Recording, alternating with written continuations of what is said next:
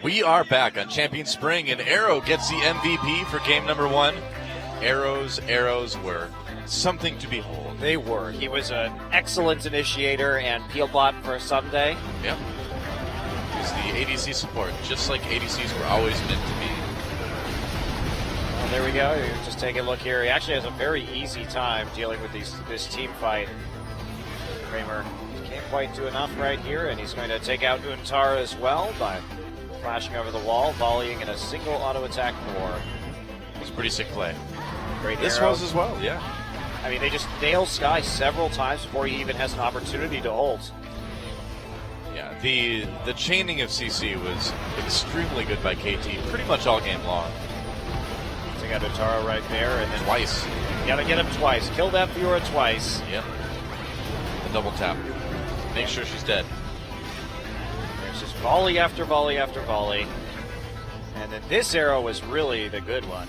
Yeah. Oh, look at the timing too with that hawk shot. Just getting the information, firing that arrow, and then see Sky here had a very tiny window of time to ult, but when he could have ulted, he was still at nearly full HP, so he may have thought he could have disengaged right there. Didn't know the flank was coming in from the side that would lock him up.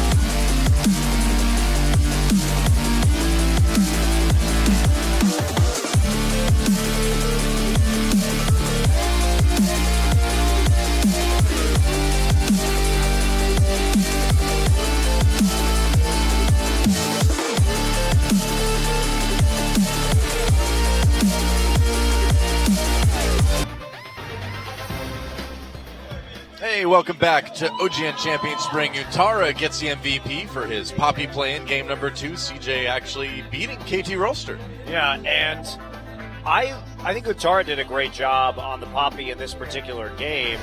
In fact, he got that solo kill on the Someday, but so much of this game was enabled by Mad Life's very impressive play right out of the gate and helping Bubbling get ahead. But I am a bit sad that Bubbling didn't get, or that Mad Life didn't get the MVP this game. But Untara still had a very... every time Mad Life doesn't get the MVP. See Untara here knocking 3 people out with the Poppy ultimate. That was a good play. Taking a look at Untara here too, just wading through the combat. Setting up onto Someday right there. Does get taunted, but ultimately able to help him take it. Yeah, and I mean, it's towards the end of the game, every single fight looked the same, you know?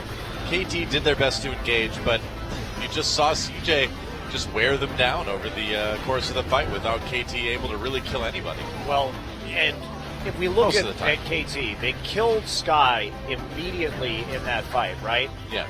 And they still had the ultimate up from Zillion. So basically it was a 6v4 that they couldn't win. Yeah. That says a lot about the composition, the damage type, and the itemization from CJ. I mean, again, you know, when one of those fights begins with you killing Rammus twice, that's things have really gone off the rails for the Rammus team.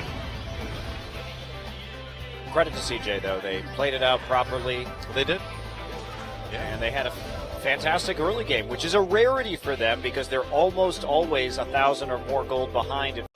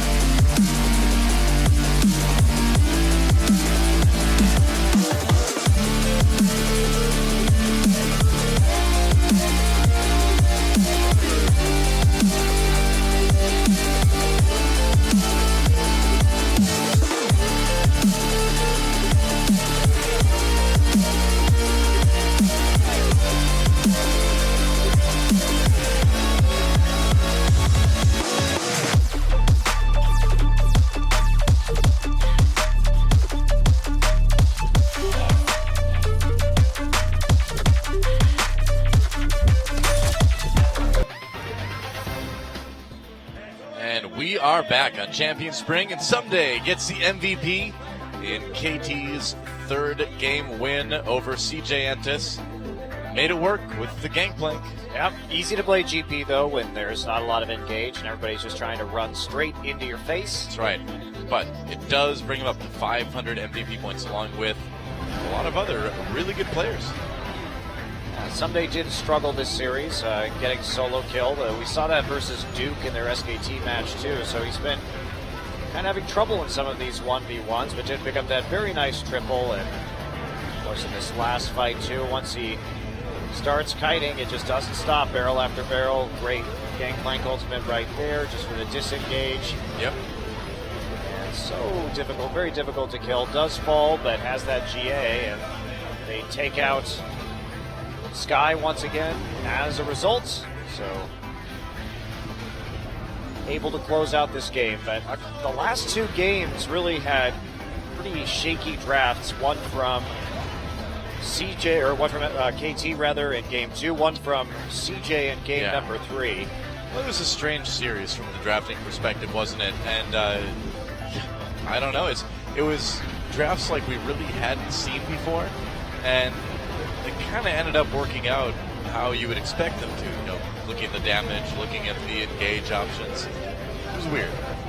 It was odd. So not a very good look for either of these teams, honestly. But the fact that CJ is at least keeping it close, and Untara's performance this game was much better than we had expected going in. I think that's honestly the biggest takeaway from that is how good Untara looked today.